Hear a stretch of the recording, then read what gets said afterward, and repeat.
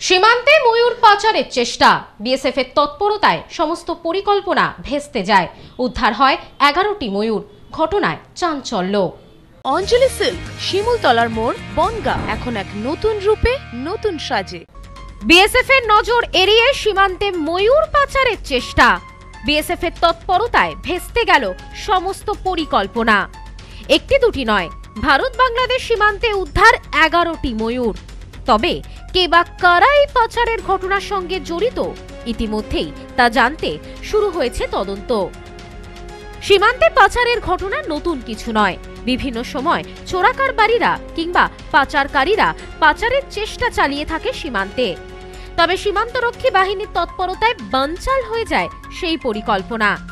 এদিন একটি দুটি নয়, বিএসএফ এর নজর এড়িয়ে 11টি ময়ূর পাচারের চেষ্টা করছিল পাচারকারীরা।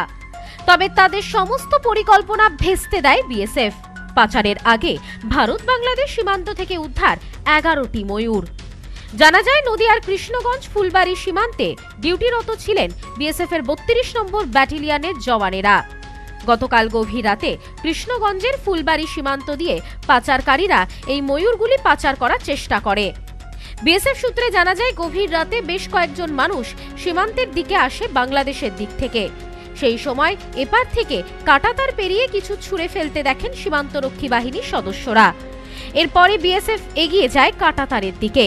পাচারকারীরা এরপর বিএসএফ এর দিকে ধারালো অস্ত্র নিয়ে এগিয়ে যায়। বিএসএফ এর দাবি, আত্মরক্ষার জন্য পাচারকারীদের লক্ষ্য করে 2 রাউন্ড গুলি ছোড়ে তারা। গুলির শব্দ পেয়ে তৎক্ষণাৎ ভারত বাংলাদেশ সীমান্ত থেকে পালিয়ে যায় পাচারকারীরা। বিএসএফ সূত্রে জানা যায়, পাচারকারীরা পালিয়ে গেলেও সীমান্তে পড়ে থাকে বেশ কয়েকটি বড় প্যাকেট, আর সেই প্যাকেটের ভেতর থেকেই উদ্ধার হয় ময়ূর। প্রায় 11টি ময়ূর উদ্ধার করে বিএসএফ। জানা যায়, যার আনুমানিক মূল্য কয়েক লক্ষ টাকা।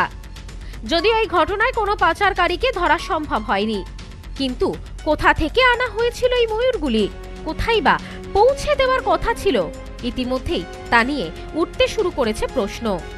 এর পেছনে কে বা কারা জড়িত, কোনো বড় চক্র কাজ করছে কিনা, ইতিমধ্যেই তা জানতে ঘটনা তদন্ত শুরু হয়েছে।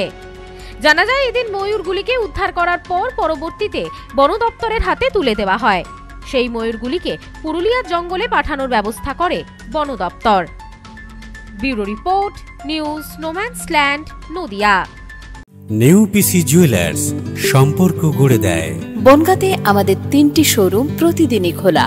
নেউপিসি জুয়েলার্স, বনগাঁ বাটার মোড়। নেউপিসি জুয়েলার্স ব্রাঞ্চ, কুমুদিন স্কুলের বিপরীতে। নেউপিসি জুয়েলার্স বিউটি, মতিগঞ্জ, হাটখোলা।